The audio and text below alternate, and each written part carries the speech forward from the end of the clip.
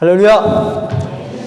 자, 오늘 말씀은 나는 포도나무요 너희는 가지니입니다. 다 같이 한번 하실까요? 나는 포도나무요, 너희는 가지니.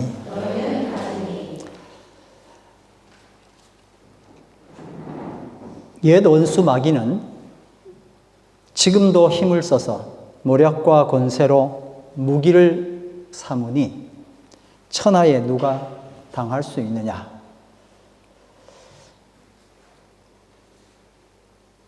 2절에 내 힘만 의지할 때는 패할 수밖에 없도다. 힘 있는 장수 나와서 나를 대신하여 싸우네. 이 장수가 누군가? 주 예수 그리스도 만군의 주로다. 당할 자 누구랴? 반드시 이기리로다. 아멘. 이 땅에 마귀가 들끓어서 우리를 삼키려 하지만 겁내지 말고 서라. 진리로 이길 것이다. 친척과 재물과 명예와 생명을 다 빼앗긴다 할지라도 진리는 살아서 그 나라는 영원하리로다. 할렐루야. 아멘. 오늘 드렸던 찬송이 오늘 말씀과 많이 연관이 있다, 그렇게 생각해서 이 가사를 한번 읽었습니다. 자, 여러분 저를 한번 보시길 바랍니다. 기독교가 다른 종교와, 기독교 외의 다른 종교와 정말 중요한 차이점 있으면 한번 말해 보세요. 그럼 여러분 뭐라고 대답하실 수 있습니까? 착하게 살아라, 사랑을 베풀어라, 뭐 다 똑같잖아요, 그렇죠? 물론 이제 수준 높은 종교들끼리 이야기하는 겁니다. 기독교와 다른 종교와의 차이가 도대체 뭐냐 하는 겁니다. 기독교는 철저하게 신본주의입니다. 하나님이 하신다는 겁니다. 그런데 기독교 외의 다른 종교는 인본주의입니다. 그래서 여러분들이 누가 물어보면 기독교는 하나님이 하시는 종교야, 그렇게. 근데 다른 종교는 뭔데? 다 뭐예요?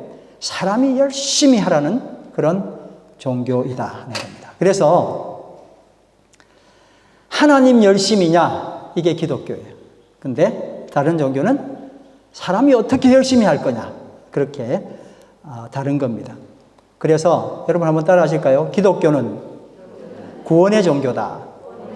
돌을 닦는 종교가 아니다. 많이 들어보셨죠? 네. 기독교는 구원의 종교입니다. 돌을 닦아서 점점점 내가 나아지는, 내가 열심히 노력해서 점점 나아지는 그런 종교가 아니고, 그렇게는 안 되니, 내 힘만 의지할 때는 패할 수밖에 없으니 어떻게 하라는 거예요? 하나님께서 전적으로 구원하신다라고 말하는 것이 기독교입니다. 여러분, 그러면 기독교는 구원의 종교인데 구원은 무엇일까요? 인간의 최고 고귀함, 도덕이죠. 그 도덕적 선행으로 죄로부터 벗어나는 것, 그래서 천국에 이르는 것이라고 안타깝지만 크리스찬들조차도 그렇게 생각합니다. 여러분, 만약에 이것이 구원이라면 결국 기독교는 돌을 닦는 종교가 되는 거죠. 하나님 찬스를 써서 다른 종교보다 손쉽게 돌을 닦아서 천국에 이르게 된다, 그런 뜻이니까요. 이렇게 되면은 기독교와 다른 종교는 근본적으로 차이가 없는 겁니다. 한번 여러분 따라 해보시기 바랍니다. 죄란 무엇인가? 한번 생각해 보십시오. 죄가 뭘까? 이렇게 크리스천들이 구원에 대해서 잘못 이해하는 이유가 죄가 무엇인지, 죄가 무엇을 말하는지 정확하게 이해하지 못했기 때문입니다. 기독교가 말하는 죄는 여타 종교나 사회 상식이 말하는 죄와는 다릅니다. 그걸 정확하게 짚어야 할 겁니다. 기독교 죄나 세상에서 말하는 죄나 똑같은 죄라고 생각하기 때문에 생긴 구원에 대한 오해입니다. 도덕적 차원의 선행에 미치지 못하는 것, 이것이 일반 종교나 사회 상식이 말하는 죄라면 기독교 죄는 뭐예요, 여러분?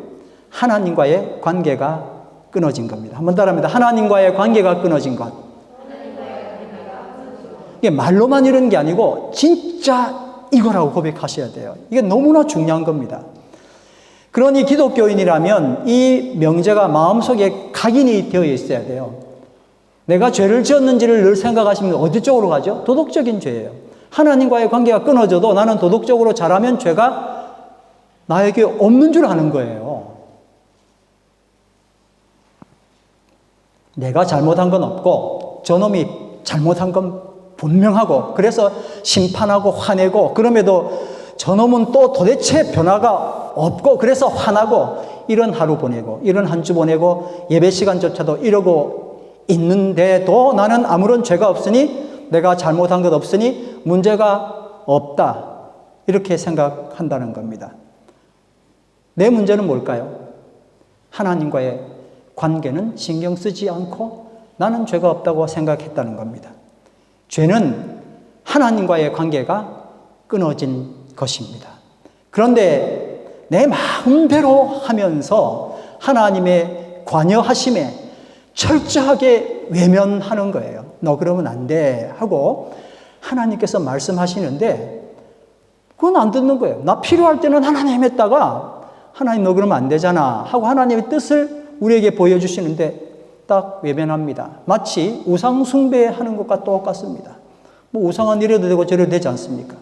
겉으로는 신앙생활을 합니다. 볼 때는 괜찮죠. 그런데 생활신앙은 하지 않는 겁니다.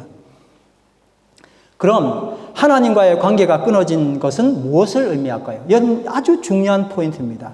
하나님과의 관계가 끊어진 것은 무엇을 의미할까요? 한번 따라합니다. 생명에서 끊어진 것. 여러분 질문 한번 드리겠습니다. 아담은 언제 죽었습니까? 두 가지 포인트가 있겠죠. 아담이 930살에 죽었습니다. 근데 원래 아담은 언제 죽어야 되죠? 선악과를 먹는 날에 죽은 거예요. 근데 이거 아니라고. 그건 아니잖아. 930년 살았는데? 라고 이야기를 하는 거죠. 창세기 2장 16절 17절 말씀 다 같이 읽겠습니다. 여호와 하나님이 그 사람에게 명하여 이르시되 동산 각종 나무의 열매는 내가 임의로 먹되 선악을 알게 하는 나무의 열매는 먹지 말라. 내가 먹는 날에는 반드시 죽으리라. 한번 따라하겠습니다. 내가 먹는 날에는 반드시 죽으리라. 그런데 창세기 3장 4절 말씀해 보니까 뱀이 여자에게 이르되 다 같이 시작. 너희가 결코 죽지 아니하리라. 930살까지 살았다고 아담은 930살 사는 사람이에요 라고 말하는 순간 우리는 사탄의 말을 듣는 거예요. 그러니까 하나님께서는 먹는 그날 죽으리라 하셨고 사탄은 아니야 라고 말함으로 우리와 하와를 속인 겁니다. 죄는 하나님과의 관계가 끊어진 것이고 그것은 생명에서 끊어진 겁니다. 성경은 죄를 논할 때 언제나 사망과 결부시키죠. 다 같이 죄의 삭은 사망이요. 시작. 사형리 law 2에 나오는 겁니다. For the wages of sin is death. 그 다음에 뭐죠? Spiritual separation from God. 다 하셨죠, 그렇죠? 네. 죄의 삭은 사망인데 하나님과 떨어지게 된 겁니다. 그러니까 기독교의 구원은 죄 때문에 부패하고 소멸로 진행되는 인간이 생명의 삶을 사는 것입니다. 할렐루야! 전적인 하나님의 열심, 인간의 열심이라고요? 인간은 하면서 계속 뭐가 반복되는 거예요? 부패가 반복되는 거예요. 근데 그걸 포장을 하는 거죠. 구원을 해서 다시 말씀드리면 하나님과의 관계가 끊어져서 생명으로부터 그날 분리되어 있는 상태의 사람이 하나님과의 관계를 회복함으로 그렇게 하나님 관계를 회복시켜 주심으로 생명의 삶을 사는 것이 구원인 것입니다. 이것을 염두에 두고 요한복음 15장 말씀을 보면 뭔가 희미하던 것들을 명확하게 볼 수 있습니다. 요한복음 15장 좀 더 우리가 다 본문 말씀을 읽었습니다마는 4절 말씀 같이 한번 보실까요? 시작. 가지가 포도나무에 붙어 있지 아니하면 스스로 열매를 맺을 수 없는 것과 같이 너희도 내 안에 머물러 있지 아니하면 열매를 맺을 수 없다. 여러분, 이 말씀에서 가지가 포도나무에 붙어 있다 하는 것은 무슨 의미일까요? 하나님과의 관계가 정상화된 것을 의미합니다. 반면에 가지가 포도나무에 붙어 있지 아니하면 이 말은 뭘까요? 하나님과의 관계가 끊어진 것입니다. 그러니 죄는 가지가 포도나무에서 떨어져 나간 상태입니다. 굉장히 단순한 이야기예요. 너무 심플합니다. 그런데 이게 계속 우리가 헷갈리게 만드는 건 뭔가 내가 그 가지에서 떨어지지 말아야지 이렇게 하는 이것 때문에 생긴 문제예요. 그렇게 말하는 것처럼 보이니까요. 죄로 인해서 하나님과의 관계가 끊어져서 생명 현상으로부터 분리된 겁니다. 그러면 자동적으로 우리가 생명 현상에서 분리되면 어떻게 되는 거예요? 부패하는 거예요. 그리고 어디로 갑니까? 소멸됩니다. 죽어버리니까요. 죽음으로 계속 향해 가는 겁니다. 그런데 세상은 죽음의 현상인 부패와 소멸을 자신의 노력으로 조금 지연시키거나 막아보려고 하는 것을 뭐라 그럴까요? 이걸 선이라고 이야기하는 겁니다. 여러분, 죄로 만들어진 선이 어찌 선할까요? 죄로 버무린 무언가가 선하다고 해서 그게 어떻게 선할까요? 이미 부패한 음식에 어떤 향신료로 커버하는 것을 선이라고 착각할 뿐인 겁니다. 참으로 부질없고 하나님 보시기에 얼마나 한심하겠습니까? 구원은 사망의 권세에 매여서 부패하고 소멸하는 인간이 생명을 얻어서 열매를 맺는 삶으로 바뀌는 것입니다. 에베소서 2장 1절 말씀 다 같이 읽겠습니다. 너희의 허물과 죄로 죽었던 너희를 살리셨도다. 할렐루야. 어떻게 가능합니까? 접붙임 받는 겁니다. 처음 들으신 분도 계실 거고 또 이미 아시는 분도 있을 겁니다. 접붙임입니다. 예수님은 부패하고 소멸된 나를 자신의 몸에 접붙이셨습니다. 원통나무가 접붙임 받으려면 원통나무는 상처를 입을 수밖에 없습니다. 이것이 바로 십자가의 사건입니다. 요한복음 15장 5절 말씀 다 같이 보겠습니다. 나는 포도나무요 너희는 가지이다. 사람이 내 안에 머물러 있고 내가 그 안에 머물러 있으면 그는 많은 열매를 맺는다. 너희는 나를 떠나서는 아무것도 할 수 없다. 아이고 큰일 났네. 열매 맺어야 되겠네. 이 말씀인지 아니면 또 다른 정말 중요한 의미가 있는지 오늘 여러분 이걸 발견하시면 정말 좋겠습니다. 이 말씀에서 너희는 나를 떠나서는 아무것도 할 수 없다. 동의하십니까? 아멘. 다시. 너희는 나를 떠나서는 아무것도 할 수 없다. 동의하십니까? 그런데 우리의 현실은 어떻습니까? 더구나 가장 중요한 결정에서 주님의 의견, 주님의 뜻, 이걸 떠나서도 나는 할 수 있다. 이러고 있잖아요. 목사님, 장로님, 집사님, 그러시면 안 돼요. 라고 누군가가 이야기를 해도 그렇게 제3자는 다 알고 이렇게 말하는데도 나는 옳다고 우기지요. 심지어 그걸 주님의 뜻이라고도 나는 생각한다는 겁니다. 내가 주님을 떠나서는 부패하고 그래서 역겨운 냄새 풍기는 것 외에 할 수 있는 것이 아무것도 없습니다. 생명에서 끊어졌다 그러면 그 다음부터 하는 모든 행동이 조금 늦춰질 뿐 부패하는 겁니다. 그래서 너희는 나를 떠나서는 아무것도 할 수 없다 말씀하셨습니다. 예수께서 죄인들을 당신의 생명으로 그 값을 치르시고 구원하셨습니다. 참 포도나무이신 당신의 몸에 상처를 내시고 우리를 접붙이신 겁니다. 이 놀라운 은혜로 우리는 생명의 삶, 열매 맺는 삶을 살 수밖에 없는 것입니다. 할렐루야. 에스겔 15장 2절 3절 말씀해 보면 포도나무 이야기를 하시는데 포도나무가 어떤 의미인지 한번 들어보시길 바랍니다. 여호와께서 에스겔에게 묻습니다. 사람아, 포도나무 곧 삼림 가운데 있는 그 덩굴이 다른 모든 나무에 비해 나은 점이 있느냐? 거기에서 무슨 물건을 만들 목재가 나오느냐? 그것으로 나무못을 만들어서 무슨 물건을 거기에다 걸어둘 수 있느냐? 여러분 포도나무 보신 분 손 한번 들어보시겠습니까? 포도나무 보신 분. 자, 정말 포도나무는 제목으로는 쓸 수가 없어요. 비틀어진 데다가 뭐 좀 쓰려고 그러면 껍질부터 다 벗겨져요. 이게 나무인가 싶어요. 겨우 버텨요. 얘는 힘도 없어서 누군가가 옆에서 지지해 주지 않으면 정말 자기 스스로도 서지도 못하는 참. 그래서 관상용이나 가구나 집을 쓰는 데 쓰는 나무로는 전혀 이 포도나무는 쓸 수 없습니다. 그런 포도나무 정말 볼품도 없습니다. 오늘 임사모님께서 이쁜 포도나무 가지를 이렇게 탁 찍어줬는데, 그쵸? 그 잎 너무 이쁘잖아요.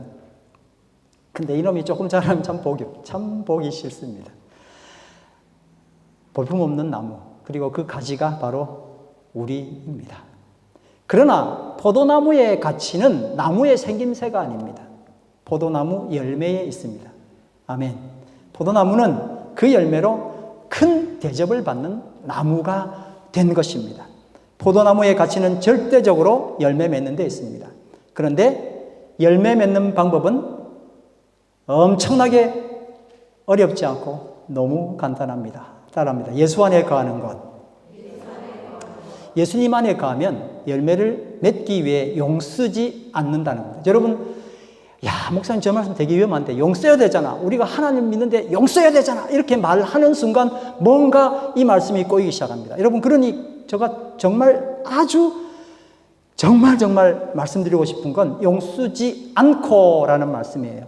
자동으로 열매가 맺힌다는 겁니다. 이걸 생각하지 않으면 말씀은 계속 꼬입니다.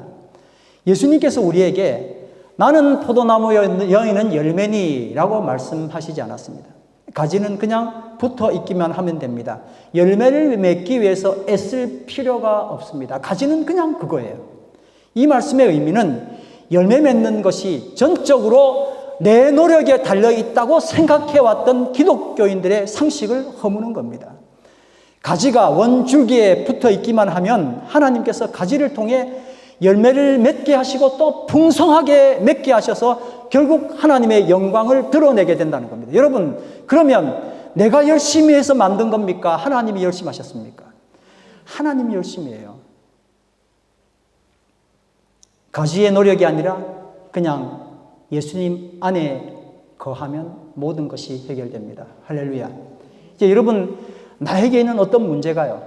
내가 저걸 좀 말을 못해서 그러나? 이런 생각도 하실 거고, 이렇게 하면 안 되는데 라는 모든 생각에서 벗어나서 어떻게 해야 될까요? 내가 주님 안에 거하고 주의 말씀에 순종하겠다면 모든 문제는 생명으로 풀리게 되어 있어요. 할렐루야. 그리스도 예수 안에 거하는 것이 우리의 삶의 이유입니다. 그런데 현실적으로 보면 포도나무 가지에 붙어 있는데도 불구하고 그 가지에 열매 맺지 못하는 가지가 있다는 겁니다. 그런 걸 우리가 보잖아요. 저 사람 왜 열매가 없어? 이런 거예요. 자, 농부이신 하나님은 그 가지를 어떻게 하실까? 요한복음 15장 2절 말씀 다 같이 읽습니다. 내게 붙어 있으면서도 열매를 맺지 못하는 가지는 아버지께서 다 잘라버리시고 열매를 맺는 가지는 더 많은 열매를 맺게 하시려고 손질하신다. 그런데 3절에 보니까 내가 이미 너희를 그런 이유로 깨끗하게 하였다. 너희는 깨끗하다. 그렇게 말씀하셨습니다. 하나님이 자르시든 북돋아두시든 이건 하나님 마음대로이시고 그리고 그 하시는 모든 일은 선합니다. 할렐루야. 그런데 우리가 오해하는 부분, 하나님은 죽은 가지를 잘라 제거하신다는 건 동의하지만 여전히 살아있는데도 잘라버릴 수 있어. 조심해. 라는 말에 귀를 기울이기가 쉽다는 겁니다. 이것은 겁주어서 손쉽게 교화시키려는 의도를 가진 사람이 잘 쓰는 방법이죠. 잘못하면 기독교를 또 뭐로 바꾸는 겁니까? 돌을 닦는 종교로 바꾸는 겁니다. 그러니 여기서 열매를 맺지 못하는 가지의 의미는 포도나무에 붙어 있어도 이미 죽은 가지를 말하는 겁니다. 아담이 언제 죽었다고요? 네, 바로 그 이야기입니다. 죽은 가지는 잘라내야 하잖아요. 그래서 농부이신 하나님은 죽은 가지는 잘라 제거하시고 살려둘 가지는 살려두었다는 겁니다. 자, 여기서 제거하시고라는 단어 헬라어가 아이로인데 두 가지 뜻이 있습니다. 전에 한번 드렸던 말씀입니다. 첫 번째 1번으로 나오는 뜻은 들어 올리다입니다. You raise me up입니다. 들어 올리신다 라는 말이 먼저 나오는 뜻이고 아이로가 두 번째는 제거한다 라는 말입니다. 오늘 성경에서는 제거한다는 말로 이걸 풀었습니다. 전체 맥락을 보면 하나님이 다 하신다는 뜻인데 이 말만 딱 빼니까 너 까불면 죽어가 되는 거예요. 그리고 정말 그거 맞느냐고 우리가 보는 거죠. 2절 말씀을 만약에 제거하다가 아니라 정반대 의미인 들어 올리다로 번역하면 이렇게 됩니다. 물은 내게 붙어 있어 열매를 맺지 아니하는 가지는 아버지께서 그것을 들어 올리시고 라고 해석할 수 있습니다. 우리말도 같은 단어인데 정반대 뜻을 가지고 있는 단어들이 있죠. 동음반의어라는데 예를 들어서 연패라고 하면 계속 진다는 뜻도 있고 또 계속 이긴다는 뜻 두 가지가 있습니다. 한문이 다른 거죠. 범인이란 말이 있습니다. 우리가 범인하면 주로 생각하는 게 저놈 잡아가지고 집어넣을 감옥에 갈 범인이라고 하지만 또 다른 범인은 무릎범자를 써서 일반 사람들, 범인이 아닌 거죠. 정반대 의미 아닙니까?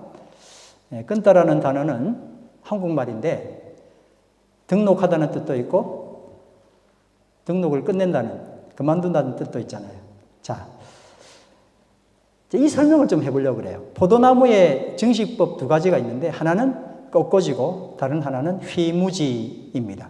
꺾어지는 말 그대로 포도나무의 가지를 잘라서 심어놔서 뿌리가 나게 그리고 그것을 옮기는 것입니다. 그런데 휘무지는 가지를 자르지 않는 거예요. 잘못하면 죽을 수도 있으니까. 그러니까 이 휘청거리는 포도나무를 땅에다가 이렇게 가지를 땅에다가 슬쩍 놓는 거예요. 가지가 중간에 흙이 묻어 있으면 거기서 뿌리가 나오는 거예요.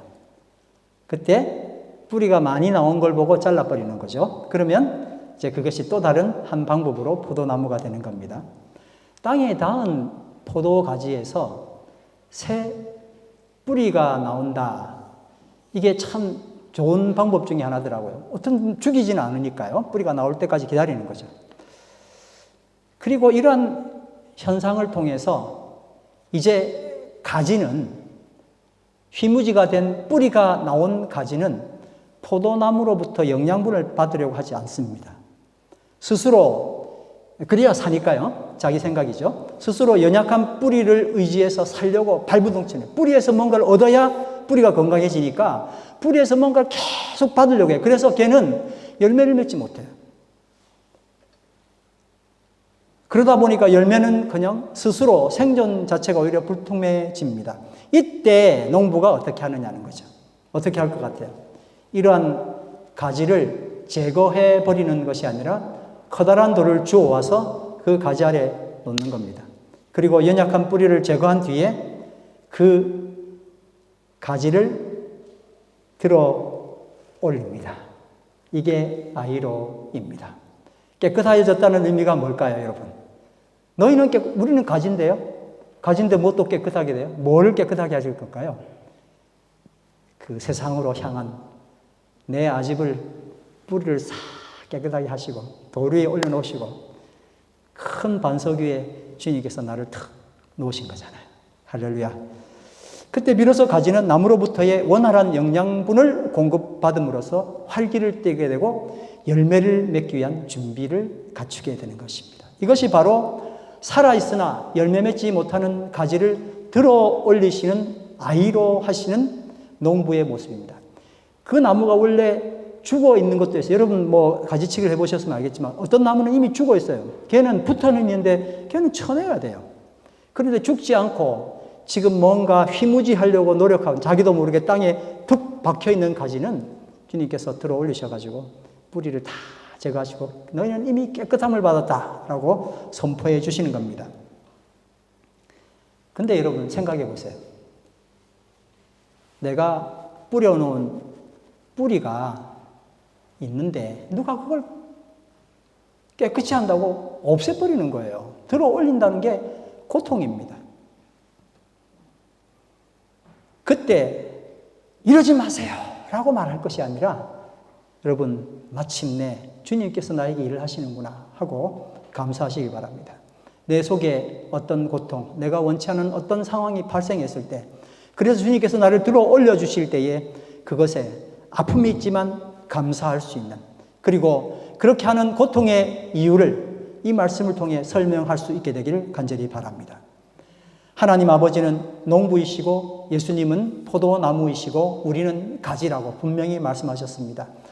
우리가 우리 자신을 바라보면 한심하기 짝이 없죠. 포도나무 가지랑 똑같습니다. 정말 못으로도 쓰지도 못합니다. 그런데 너무나 당연한 겁니다. 우리는 정말 볼품없는 가지임을 잊어서는 안 됩니다.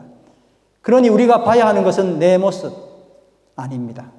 농부이신 하나님과 참 포도나무이신 예수 그리스도이십니다. 우리가 신경 써야 하는 것이 하나님이에요.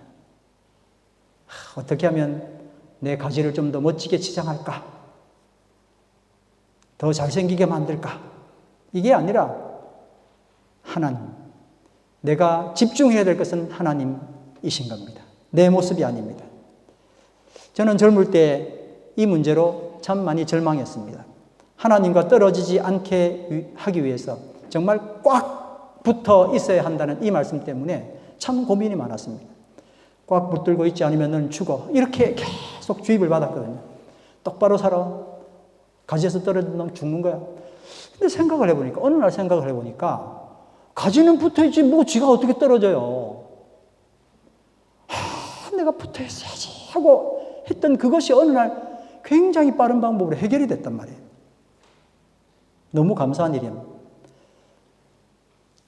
나는 이제 좀 있으면 가지치기 당했구나. 이런 절망감에서 해방된 것이 저에게는 큰 축복이었습니다. 어느 날 오늘 본문 말씀 중에 한 말씀 보며 아주 명쾌하고 단순한 대답에 은혜를 받았습니다. 6절 말씀. 사람이 내 안에 머물러 있지 아니하면 그는 쓸모없는 가지처럼 버림을 받아서 말라버린다. 사람들이 그것을 모아다가 불에 던져서 태워버린다. 여러분, 생명에서 떨어진 가지는 결국 썩고 부패하죠. 그리고 소멸로 가서 불에 던져 버린다는 겁니다. 이 말씀은 가지가 힘을 다하여 본줄기에 단단히 붙어 있으라는 의미가 아니었습니다. 그럴 수도 없잖아요. 이 말씀은 기독교의 본질을 이야기하고 싶었던 겁니다. 이 말씀은 부패, 소멸로 진행되어 가고 있는 나, 즉 떨어져 나간 가지인 바로 그것이 나라는 것을 발견하는 겁니다. 나는 아무것도 할 수 없고 그 어떤 시도도 어떤 의미가 없다라는 것을 실토하는 겁니다. 나는 주님과 떨어져 있으면서 아무것도 할 수 없고 그저 썩어가는 존재다라고 실토하는 겁니다. 그런데 다 죽은 내가 예수님께 접붙임 바 되어서 생명의 삶을 살게 되었다는 겁니다.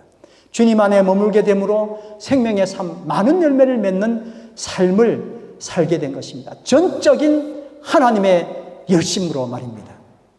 그리고 그 생명의 삶은 순리적으로 성장하고 열매를 맺습니다. 사망의 삶은 썩고 소멸됩니다. 생명의 삶은 성장하고 열매를 맺는 겁니다. 자동입니다. 포도나무의 가치는 절대적으로 열매 맺는 데 있다 했습니다. 그런데 열매 맺는 방법은 의외로 간단합니다. 뭐라고요? 예수 안에 거하는 것입니다. 그런데 예수 안에 거하면 열매를 맺기 위해 애쓰는 것 아닙니다. 자동으로 열매가 맺히더라, 그 말씀을 하고 싶었던 거예요.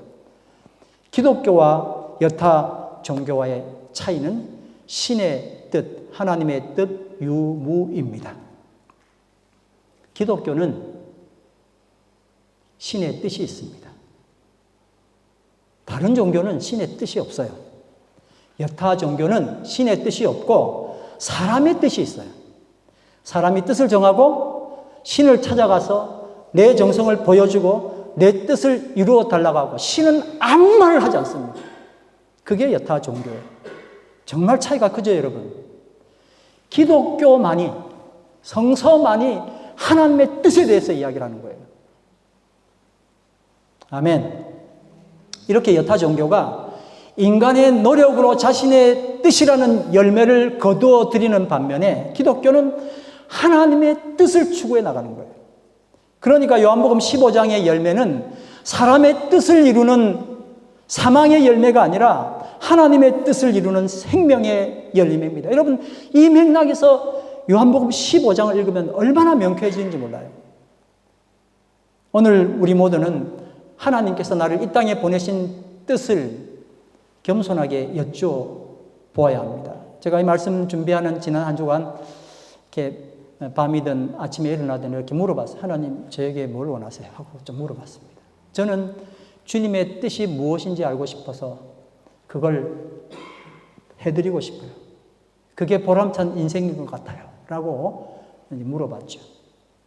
그동안 내 뜻을 이루기 위해서 신앙 공동체에서 거기서조차 싸워왔던 모든 것을 내려놓고 이제는 부족하고 눈에 차지 않는 환경에 나를 두신 하나님의 본 뜻을 묵상하고 하나님의 뜻을 이루어드리는 열매를 맺기를 간절히 바랍니다.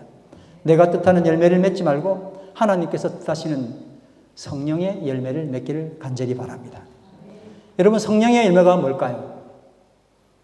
성령 충만했잖아요. 성령 충만, 나도 충만이 아니고 나도 충만이 사라지는 게 성령 충만이에요. 아멘? 나를 죽이고 하나님이 내 안에 사시는 겁니다. 지난 토요일인데 우리 예찬 간사가 여기서 있었잖아요. 예찬 간사 아버지 되시는 분이 김하수 목사님인데 서울 주님의 교회에 담임하시는 목사님이십니다. 목사님께서 늘 이렇게 큐티 하신 걸 보내요. 목사님 큐티는 우리가 보고 좋은 성경 말씀 하시는구나 라고 하는 게 아니고 큐티지요, 큐티. 여러분 모두 다 정말 큐티 하시길 간절히 바랍니다. 큐티는 누굴 가르치는 게 아니고 나를 죽이는 이야기예요. 목사님 이렇게 보내셨습니다. 내가 진실로 너희에게 이르노니 너희 중에 한 사람이 나를 팔리라 하시니 그들이 몹시 근심하여 각각 여짜오되 주여 나는 아니지요. 마태복음 26장에 있는 말씀입니다. 예수님의 제자들은 너무나 충격적인 말을 듣게 되었습니다. 그들 중 한 사람이 주를 팔게 된다는 말씀이었습니다. 그들 모두는 나는 아니지요 라고 예수님께 묻습니다. 심지어 가룟 유다까지도 자기는 아닐 것이라는 듯이 나는 아니지요 라고 묻습니다. 자, 그 다음 이야기가 물론 이만큼 썼습니다만 그 다음 이야기가 이제 목사님 이야기입니다. 저도 예외가 아닙니다. 단 한순간도 제가 예수님을 팔 수 있다는 것은 상상조차 한 적이 없습니다. 그런데 지난 제 삶의 곳곳에서 저는 예수 이름을 팔면서 살아왔습니다. 언젠가부터 다시는 예수 이름을 팔지 않으려 다짐하고 또 다짐하고, 그래서 조금은 더 나의 삶을, 좋은 삶을, 나은 삶을 살기 위해 발버둥 칠 수 있었습니다. 하지만 저는 앞으로도 제가 또 예수 이름을 팔 수 있는 인생이라는 것이 두렵기도 합니다. 예수 이름을 파는 자가 아니라 예수 이름 붙잡고 내 삶을 걸고 살고 싶습니다. 주님 저를 도우시옵소서. 김화수 이렇게 썼습니다. 아, 저분은 아주 못된 사람이네 라고 아무도 생각 안 하시고 감동되시죠? 성령의 열매입니다. 성령의 열매는 내가 죽었음에도 불구하고 살아나는 겁니다. 할렐루야. 크리스찬은 과거의 메인 사람이 아닙니다. 미래의 메인 사람입니다. 자신의 과거를 통해서 미래를 개척하는 현재의 삶이 아닙니다. 하나님께서 이미 작정해 두신 자신의 미래를 위하여 현재를 사는 사람인 것입니다. 주님께서 작정하신 나의 미래가 무엇인지 물어보는 시간이 되기를 간절히 바랍니다. 그 열매가 풍성하게 맺히는 것을 목도하는 환희를 보게 되기를 간절히 축원합니다. 아멘. 요한복음 15장 6절 오늘 암송 말씀 함께 읽겠습니다. 사람이 내 안에 머물러 있지 아니하면 그는 쓸모없는 가지처럼 버림을 받아서 말라버린다. 사람들이 그것을 모아다가 불에 던져서 태워버린다. 다 같이 일어나셔서 찬양드립니다. 세상 모든 민족이 구원을 얻기까지. 주의 심장 가지고 이제 일어나 주님 따르게 하여 주시옵소서. 할렐루야. 세상 모든 민족이 구원을 얻기까지 쉬지 않으시는 하나님, 주의 심장 가지고 우리 이제 일어나 주 따르게 하소서. 세상 모든 육체가 주의 영광 보도록 우리를 부르시는 하나님, 우리를 부르시는 하나님, 할렐루야. 주의 손과 발 되어 세상을 치유하며 주 섬기게 하소서. 물이 바다 덮음같이 여호와의 영광을 인정하는 것이 온 세상 가득하리라. 물이 바다 덮음같이, 물이 바다 덮음같이, 물이 바다 덮음같이 보리라. 그날에 보리라. 그날에 주의 영광 가득한 세상. 감사합니다. 우리는 듣게 되리 온 세상 가득한 승리의 함성. 두 손 들고 찬양합니다. 물이 바다, 물이 바다 덮음같이 여호와의 영광을, 여호와의 영광 인정하는 것이, 인정하는 온 세상 가득하리라. 온 세상 가득하리라. 물이 바다 덮음같이, 물이 바다 덮음같이, 물이 바다 덮음같이. 합심하여 함께 기도하시겠습니다. 하나님,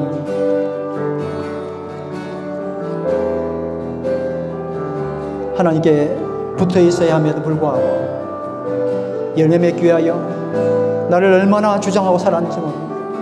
붙어 있다는 의미를 알지 못하고 내 열심인 줄 알고 살았었습니다. 하나님, 이제 제 자신을 봅니다. 나를 죽이지 못하고 내 의만 세웠었음에도 불구하고 나는 주님 안에 산다고 고집하고 그런 줄 알고 착각하고 살았었습니다.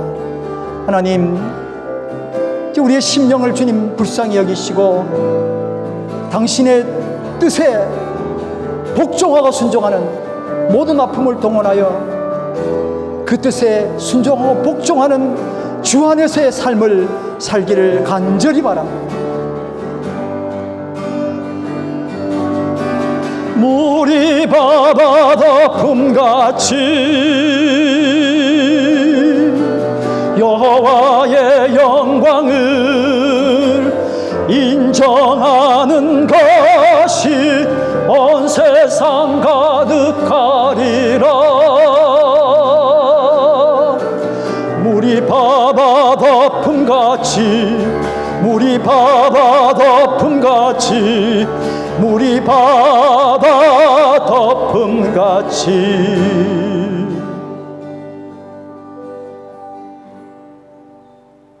그저 내가 내 뜻을 잘 펼치면 주의 뜻인 줄 알고 살았던, 그것이 성령 충만인 줄 알고 살았던 우리의 삶을 이 시간에 회개합니다. 내가 주님 안에 거해야 하는데 날마다 주님 밖에 살면서 주님 나를 붙들어 주세요라고 얼마나 많이 외치고 기도했는지 모릅니다. 하나님, 주님 안에 살기를 원합니다. 단순합니다. 그저 주의 뜻을, 주께서 말씀하신 그 놀라우신 뜻을 순종하면 되는데 또 주님을 거부합니다. 그러니 주님께서 나에게 태초에 그리고 나의 미래를 위하여 허락하신 내 삶은 지속적으로 건강해지지 못하고 약해지고 죽어가고 있습니다.